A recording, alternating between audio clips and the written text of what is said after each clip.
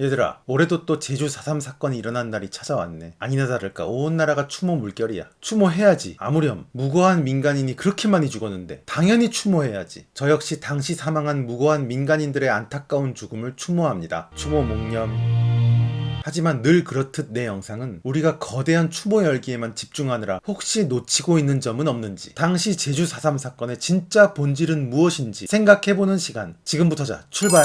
최근에 유튜브에서 TV에 많이 나오는 유명한 역사 강사 있지. 그 연극영화과 나오신 그분의 제주 4.3 사건 강연을 들었는데 와, 나는 너무 놀랐어. 강연의 처음부터 끝까지 사건을 일어나게 한 진짜 원인이 하나도 안 나와. 착한 제주도민들이 이렇게 죽었다, 엄청 끔찍했다, 이런 얘기만 강연 시간의 대부분을 채울 뿐 막 슬픈 얘기에다 슬픈 음악까지. 분노하라 부들부들 그러고 끝. 띠용. 아니 왜 진짜 중요한 얘기가 없지? 그 끔찍한 학살을 일어나게 한 핵심 원인이 왜 하나도 없냐고. 강연이 딱 세 줄로 요약되더라. 1. 선량한 제주도민들이 이렇게 끔찍하게 죽었다. 2. 누가 죽였냐 하면 제가 죽였다. 3. 그러니까 분노하라. 끝. 와, 이게 뭐야. 난 이런 식의 역사 주입이 정말 문제 있다고 생각해. 멀쩡하게 오손도손 행복하게 잘 살던 제주도민들을 어느 날 이승만 정부가 찾아가서 다 죽여버린 건 아닐 거 아니야. 이승만 할배가 똥 싸다가 갑자기 아유 나는 제주도민들이 너무 싫어, 다 죽어버렸으면 좋겠어, 이러고 막 찾아가서 다 쏴버린 게 아니잖아. 그렇게 엄청나고 거대한 끔찍한 사건이 일어나는데 뭔가 중요한 원인이 있을 거 아니냐고. 어떻게 1시간을 강연을 하는데 그게 안 나와. 보다가 환장하는 거야. 그래서 내가 알려준다. 이제부터 제주 4.3 사건이 왜 일어났는지 진짜 원인을 간략하게 알려줌. 그러니까 잘 따라와. 일단 1940년대 태평양 전쟁 시기에 한반도는 일본 땅이었어. 맞지? 한반도는 일본이 보너스로 먹은 땅, 그리고 원래 일본 열도는 지네 본토 땅. 그러니까 미국과의 전투 끝에 만약에 한반도가 넘어가더라도 자기네 본토는 꼭 지켜야 했을 거 아니야. 그래서 한반도에 본토 사수를 위한 최후의 보루가 필요하다고 생각했지. 그게 바로 제주도였어. 이 제주도에 일본군 병력 6만 명이 들어와서 제주도를 대미 전투 요새로 딱 만들었다고. 그리고 제주도민들한테 미국은 나쁜 놈이다, 귀축이다, 그러니까 결사항쟁을 해야 한다, 이렇게 엄청나게 선전선동을 했다고. 당시 제주도민들은 태어나 보니까 나라가 일본이었던 사람들인데 그때 당시 자기의 나라인 일본의 선전을 듣다 보면 자연스럽게 미국에 대한 인식이 나빠지지 않았겠어? 실제로 미군의 제주도 폭격도 있었고, 폭격을 했으니 민간인 사상자들도 나왔을 테고, 그렇게 당시 제주도 사람들한테 미국은 굉장히 나쁜 나라였던 거야. 그러다 갑자기 덜컥 해방이 됐지. 수많은 일본 병력들과 일본 관리들이 뿅 본토로 다 돌아가 버린 거지. 그러니까 이제 어떻게 돼? 그래, 제주도가 갑자기 무정부 상태가 돼버린 거야. 한반도에 주둔한 미군들이 일본이 물러가자마자 바로 제주도에 들어온 게 아니었거든. 아니 한반도 본토 세팅하기도 바쁜 마당에 굳이 바다 건너 제주도까지 빨리빨리 들어가야 할 이유도 없었고, 뭐 저런 섬쯤이야 하고 쉽게 생각했던 탓도 있었고. 그렇게 일본은 떠나가고 미국은 상륙을 늦추는 사이에 이 텅 빈 제주도를 해방의 혼란을 틈타 북한과 연결된 공산주의자들이 장악을 하게 돼. 제주도는 일제시절부터 가난한 섬이라서 선동하기도 좋았고, 미국에 대한 나쁜 인식을 이용하기도 좋았고, 그리고 미군정의 지배력이 덜 미치는 섬이라는 지리적 이점까지 그들에게는 이만한 적합한 장소가 없었던 거야. 조선공산당, 제주도당, 인민위원회인지 뭔지 막 새빨간 남로당 단체가 제주도의 실질적인 정부 역할을 하기에 이른다니까. 남로당이란 게 무엇?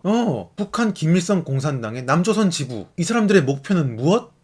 대한민국 정부의 출범 방해, 그리고 한반도의 공산화. 그래, 아주 목표가 선명한 굉장히 위험한 사람들이 제주도에 자리를 잡아버린 거야. 그리고 미군이 뒤늦게 제주도에 들어오고 미군정과 남로당 사이에 미묘한 긴장감이 팽팽하게 생겼지. 이때 열린 남로당 주최 3.1절 집회에서 사고가 터져. 기마경찰이 말발굽으로 아이를 친 다음에 모르고 그냥 가버린 거야. 군중들이 빡쳐서 경찰한테 막 돌을 던졌지. 이걸 폭동으로 생각한 경찰들이 군중들한테 막 발포를 해. 그렇게 군중 6명이 죽어버려. 자, 불의의 사건으로 이렇게 사람이 죽고 민심이 동요하면 어떻게 된다? 그래, 체제 전복 세력들한테는 이게 절호의 기회가 되는 거지. 대한민국엔 예나 지금이나 사람이 죽으면 꼭 죽은 사람들을 내세워서 정치투쟁을 하는 세력들이 있어. 당시에 남로당도 오케이, 이 분노한 민심을 이용해서 대한민국 건국을 한번 막아보자 그랬던 거지. 만약에 그때 이 사람들의 뜻이 이루어졌다면 이 사람들도 얘들아 고맙다 그랬겠지만, 이 사람들은 결과적으로 실패를 해. 대대적인 무장폭동을 일으킨 것까지는 좋았는데 이게 처절하게 진압을 당한 거야. 그 과정을 보면 당시는 대한민국 건국 전이고 미군정 시절이니까 미군정과 극우단체 서북청년단이 제주도로 넘어와서 1차 진압을 아주 빡세게 해버려. 나는 요 지점이 제일 아쉬워. 이때 좀 더 부드럽게 사태 수습을 할 수는 없었을까? 그래서 이후에 남로당은 한라산 등으로 아지트를 옮겨서 아예 제대로 된 군사훈련까지 하더니 총기를 들고 일어나서 무장봉기를 일으켜버린 거야. 우익 인사들 살해하고 경찰서 습격하고, 그렇게 경찰들은 물론 가족들까지 살해하면서 기세 좋은 출발을 해. 이 무장봉기 세력들은 총파업, 대한민국 건국 부정, 그리고 건국 선거를 조직적으로 방해하고 그리고 제주 선거구의 선거를 저지하는 데까지 성공한다고. 이 무장폭동의 주동자이자 리더는 남로당 군사부장 김달삼이었어. 이들의 목적은 매우 심플했어. 대한민국의 건국을 막고 북한을 중심으로 한 적화 통일을 이뤄내자 이거야. 하지만 이들의 바람과는 달리 1948년 8월 15일 이승만에 의해 대한민국이 정식으로 건국되고 대한민국의 정부군이 떡하니 생기고 이 정부군이 제주도로 넘어와서 남로당 세력들을 초토화시켜버리고 말아. 당황한 반란군들은 민간인들 틈으로 쏙쏙 들어가서 숨는 전략을 취했는데 이걸 정부군들이 다 죽여버린 거지. 그래서 주범인 남로당 세력들은 물론 억울한 민간인들까지 잔뜩 사망하게 된 거야. 이게 바로 비극의 제주 4.3 사건이지. 근데 이거를 제주 4.3 사건은 대한민국 정부군이 민간인들을 잔혹하게 학살한 사건이다. 끝! 이렇게 정의해버리면 너무너무 곤란해. 이건 마치 6.25 전쟁을 우리 군이 북진 통일을 위해 압록강까지 올라가면서 무고한 북한 양민들을 마구 학살한 전쟁이다. 이런 식으로 이상하게 정의하는 것과 마찬가지야. 실제 전쟁 중에 분명히 그러한 일은 있었지만 그게 본질이 아니었다고. 진짜 제대로 정의를 하려면 이렇게 해야 돼. 제주 4.3 사건은 제주도에 자리잡은 공산 세력이 대한민국의 건국을 방해하기 위해 일으켰던 무장폭동이었다. 이거야 이거. 이게 우선 정의가 돼야 하고 그 다음에 이걸 진압하는 과정에서 미군정과 정부군의 지나친 토벌 작전으로 인해 무고한 양민의 인권들도 짓밟혔던 비극적인 사건이었다. 이렇게 나가야 되는 거야. 제주 4.3 사건은 공산주의자들이 분명한 목적의식을 가지고 일으켰던 무장봉기였어. 이게 성공했으면 지금 이 나라는 없어. 반란이 대성공을 거두고 제주도가 공산주의자들에게 접수되고 곧이어 북한이 쳐내려왔으면 아주 그냥 이 땅은 샌드위치로 깔끔하게 적화 통일이 됐을 거야. 이 시기에는 제주도뿐이 아니라 여수 순천 등지에서도 대한민국 건국에 저항하는 무장투쟁들이 계속 이어졌었어. 이걸 당시 정부는 아주 강경하게 진압을 했지. 근데 이런 비극들이 아이러니하게도 이후 진짜 6.25가 터졌을 때 우리 측 후방에서 내부 반란이 없었던 결과를 가져오게 돼. 그게 대한민국이 북한으로부터 나라를 지키는 원인 중에 하나가 되기도 한다니까. 그래서 무고한 양민 학살이 잘했다는 거냐? 그럴 리가. 그런 식으로 질문을 하면 안 돼. 당연히 양민 학살은 일어나서는 안 되는 끔찍한 일이지. 그럼 너네들이 한번 대답을 해봐. 무고한 양민을 한 명도 안 다치고 무장반란들을 깔끔하게 다 진압할 수 있었을까? 이것도 또 불가능한 얘기잖아. 역사란 매우 복잡하고 입체적으로 엮여 있어서 이걸 한마디로 정의한다는 건 매우 어려운 일이야. 좋은 게 알고 보니 좋은 게 아니고 나쁜 게 알고 보니 나쁜 게 아닌 게 역사야. 당시 한반도는 실제 전쟁터였어. 이때 당시의 역사를 평가하려면 실제 전쟁에 대한 이해가 있어야 해. 자 봐봐, 내가 질문 3가지만 할게. 1. 너는 지금 실제 전쟁터에 있어. 총을 들고 잔뜩 긴장한 네 앞에 5명의 사람들이 나타나. 그 중에 4명은 무고한 양민이고 단 한 사람만이 총을 뒤에 숨긴 적이야. 적은 10초 후에 널 죽일 거야. 자, 넌 어떻게 할래? 2. 그리고 이번엔 네가 적의 은신처를 발견했고 거기 5명의 사람들이 있어. 한 명은 100% 적인데 나머지 한 명은 적에게 거의 넘어간 사람이고 또 한 명은 반쯤 넘어간 사람이고 또 한 명은 아주 약간 넘어간 사람이야. 그리고 마지막 한 명은 아직 하나도 넘어가지 않은 사람이지. 너의 임무는 적을 사살하는 거야. 자, 이 5명 중에 누구까지 사살할래?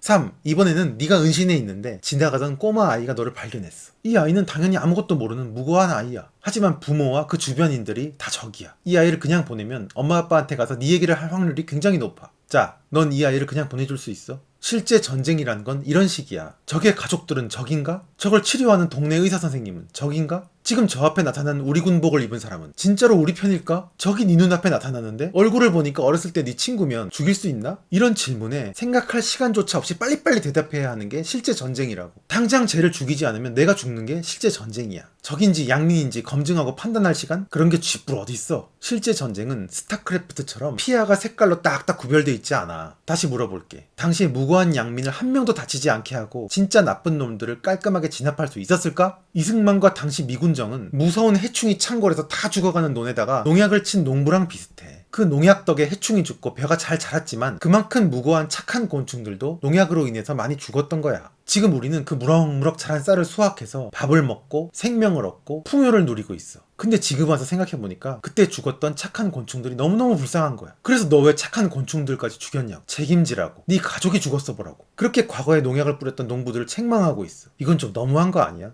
당시에 잔혹했던 진압에 대한 반성은 반드시 필요하다. 인정. 하지만 그렇다고 공산주의자들의 무장폭동이 정당화돼서는 절대 안 돼. 거대한 추모 열기에 편승해서 폭동의 주동자들까지 추모되고 그들이 무슨 대단한 저항투사로 미화되는 일은 없어야 된단 말이야. 왜냐하면 착하고 선량한 곤충들이 죽은 책임은 농약이 아니라 나쁜 해충들한테 있기 때문이야. 여객선 승객들이 죽은 책임은 구조에 있는 게 아니라 배를 그따위로 운영한 운영사와 도망간 선장 등에게 있었던 거랑 마찬가지야. 의사의 날카로운 메스에 의해 멀쩡한 내 살이 잘라진 책임은 이 메스에게 있는 게 아니라 내 몸 안에 있는 병에게 있는 거야. 애꿎은 내 머리카락이 줄줄 빠진 책임은 항암제한테 있는 게 아니라 내 몸 속에 있는 암에게 있는 거야. 해방 후 일촉즉발, 무법천지, 야만의 시대, 그 전쟁 시절을 지금 2019년 대한민국 인권 잣대로 평가해서는 곤란해. 역사적 사건에 대해 불타는 감정보다 이성적이고 합리적인 평가를 할 수 있는 안목이 생기기를 바라면서, 그리고 비극적 역사를 교묘하게 의도를 가지고 해석해서 안타까운 죽음들을 현실 정치 투쟁에 이용하는 일이 또 없기를 바라면서 이번 영상은 여기서 끝낼게.